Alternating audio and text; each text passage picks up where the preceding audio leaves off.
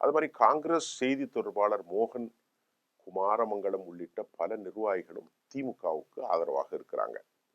இன்னொரு பக்கம் மூத்த தலைவர் ப சிதம்பரம் என்ன சொல்றார் அப்படின்னு பார்ப்போம்.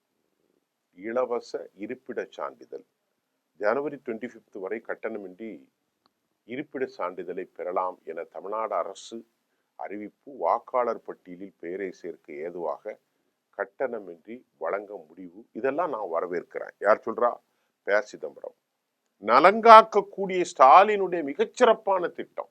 இதுல ஏராளமானவர்கள் பலன் பெறுகிறார்கள் என்பதை நான் மகிழ்ந்தேன், உணர்ந்தேன், பாராட்டினேன். இப்போ பிரவீன் சக்கரவர்த்திக்கு எதிராக ஜோதிமணியும் ப சிதம்பரமும் மோகன் குமாரமங்கலம் எல்லோருமே அதாவது திமுகவை ரொம்ப புகழ்றாங்க.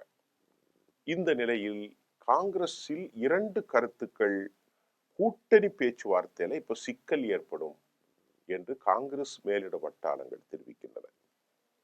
பிரவீன் சக்கரவர்த்தி திமுகவை விமர்சனம் செய்கிறார். ஜோதிமணி, சிதம்பரம் இவர்கள் எல்லாம் திமுகவை பாராட்டுகிறார்கள். காங்கிரசுக்குள்ள பிளவு இருப்பது மேலும் அபாயத்தை ஏற்படுத்தும். இதுக்கு இடையில காங்கிரசினுடைய தலைவர், தமிழகத்துடைய தலைவர் என்ன சொல்றார் அப்படின்னா, மாநில தலைவர், இவர் பாரதிய ஜனதாவின் குரலாக பேசுகிறார் என்று செல்வ பெருந்தகை கடுமையான வார்த்தை வைக்கிறார். யாரின் குரலாக சொல்றார்? பாரதிய ஜனதாவின் குரலாக பிரவீன் சக்கரவர்த்தி பேசுறார்னு கடுமையான தாக்குதல் நடத்தியிருக்கிறார்.